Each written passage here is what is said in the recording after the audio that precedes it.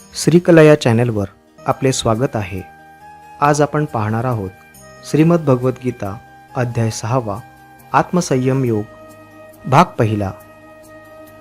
भगवान श्रीकृष्ण म्हणाले, या जगात निष्काम कर्मयोगी आणि संन्यासी हे दोन्ही एकच आहे, ते वेगळे नाही। जो कर्माचे आचरण करून त्याच्या फलाविषयी आसक्त होत नाही, तोच या जगामध्ये सर्वांना मान्य असलेला योगी आहे। वर्णाश्रम धर्मातील आचारांना अनुसरून जे कर्म ज्या वेळेला करणे प्राप्त आहे ते त्याप्रमाणे तो व्यवस्थित करतो, परंतु तो त्यासंबंधी आपल्या ठिकाणी कर्तृत्व बुद्धी घेत नाही आणि फळाची इच्छा करत नाही।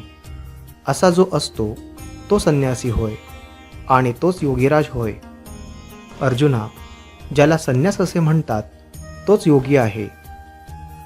ज्या ठिकाणी त्याग केल्याचा संकल्प नाहीसा होतो त्याच ठिकाणी योगाचे सर्वस्व ब्रह्म प्राप्त होते।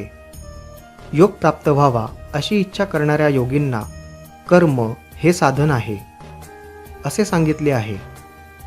योग प्राप्ती झाल्यानंतर त्याला शम हे साधन आहे असे सांगितले आहे। विषयांच्या ठिकाणी आणि कर्माच्या ठिकाणी जो आसक्त होत नाही त्याचे सर्व संकल्प सुटलेले असतात, तेव्हा त्या योग्याला योगारूढ असे म्हणतात। जो देहधारी असून जागृत पुरुषाप्रमाणे सर्व व्यवहार करत असूनही निद्रिस्ताप्रमाणे क्रियाशून्य दिसतो, तोच उत्तम प्रतीचा योग निष्णात आहे असे म्हटले आहे। त्यावेळी अर्जुन म्हणाला, त्याला ही योग्यता कोण देतो? तेव्हा श्रीकृष्ण म्हणाले, आपण आपला उद्धार करावा, आपला घात करू नये। आपण स्वतःच स्वतःचे मित्र आहोत आणि स्वतःचे शत्रू आहोत। ज्याने स्वतःला जिंकले तो स्वतःचा मित्र आहे, पण ज्याचा स्वतःवर ताबा नाही तो स्वतःच्याच ठिकाणी शत्रूप्रमाणे शत्रू असल्याचे वर्तन करतो। विचार करून हा अहंकार टाकावा आणि मग आपले असलेले स्वरूप ओळखून ब्रह्मरूप व्हावे, म्हणजे आपण आपले कल्याण केल्यासारखे होईल। नाहीतर जो शरीर हेच उत्तम ठिकाण समजून तेथे आत्मबुद्धी ठेवतो तो आपला आपणच शत्रू होतो। जो खोट्याचा अभिमान घेत नाही तो आत्मज्ञानी म्हणावा। ज्याने आपले मन जिंकले आहे तो अत्यंत शांत आहे। ज्याच्या ठिकाणी आत्मा हा आत्मानुभवाने राहतो तो अनुभवाने परमात्मा रूप बनतो। थंड अथवा उष्ण, सुख अथवा दुःख, मान अथवा अपमान ही प्राप्त झाली असता तो निश्चल असतो। अनुभवाला येणारे जे हे दृश्य जगत हे त्याच्या दृष्टीस मिथ्या ठरते। मग आपण कोण आहोत असे जेव्हा तो पाहावयास लागतो तेव्हा तेच ज्ञान आपणच आहोत असे त्यास कळते, तोच जितेंद्रिय आहे आणि त्यालाच योगमुक्त म्हणावे। त्याला लहान थोर असा भेद कोणत्याही वेळेला प्राप्त होत नाही। शुद्ध सोन्याचा मेरू पर्वता एवढा प्रचंड ढीग तो मातीसारखे मानतो, शुद्ध अमूल्य रत्न दगडासारखे मानतो असा तो निरीच्छ असतो।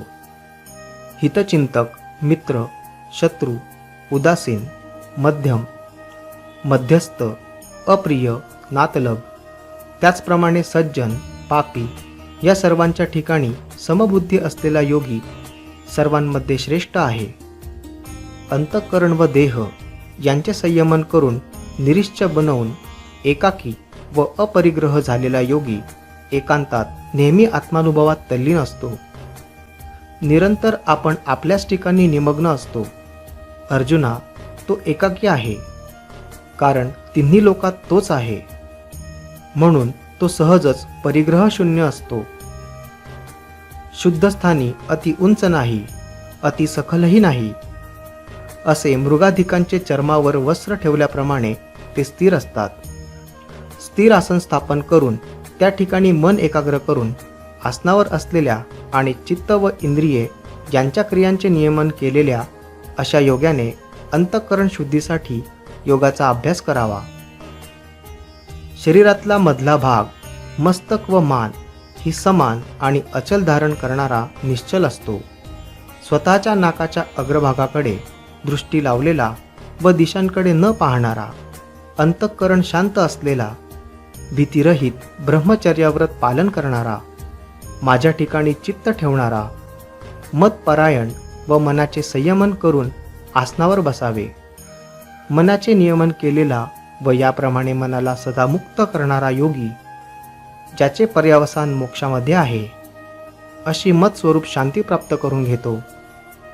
हे अर्जुना, अति खाणारा अथवा अगदीच न खाणारा, किंवा अति झोप घेणारा किंवा मुळीच झोप न घेणारा, असा जो असेल त्याला योग प्राप्त होणार नाही. तो योगाविषयी अधिकारी आहे असे म्हणता येत नाही. ज्याचे खाणे व हिंडणे परिमित आहे, जो सर्व कर्म मापून करतो, ज्याची निद्रा व जागर परिमित आहे, त्याला हा योग संसाररूपी दुःखाचा नाश करणारा होतो.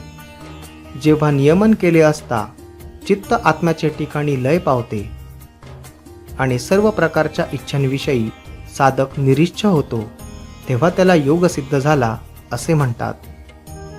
निवाराच्या जागी असलेला दिवा ज्याप्रमाणे हलत नाही, त्याचप्रमाणे चित्ताचे नियमन केलेल्या व आत्मयोगाचे अनुष्ठान करणारा योगी मनुष्य संबंधाने असतो.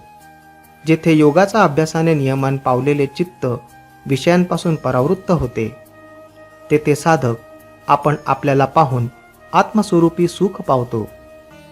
जे सुख सर्वोत्कृष्ट आहे, जे बुद्धिगम्य आहे, जे इंद्रियांना अगोचर आहे व जे सुख भोगत असताना तो योगी आपल्या स्वरूपापासून ढळत नाही, असे सुख योगाच्या अनुभवाला येते.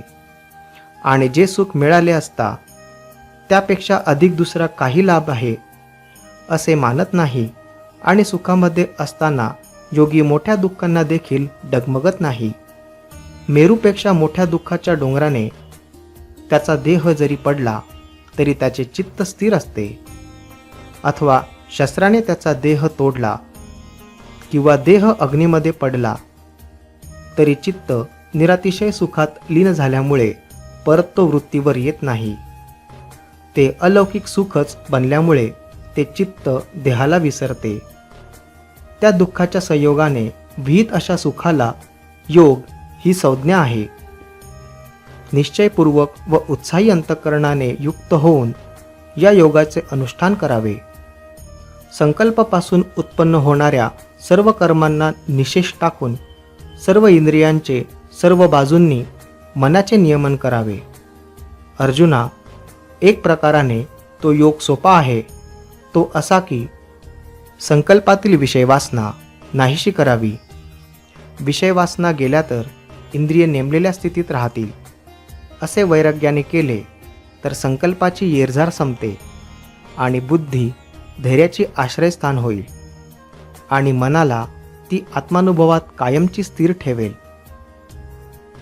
तर हा होता श्रीमद् भगवद्गीता अध्याय 6 आत्मसंयम योग भाग 1.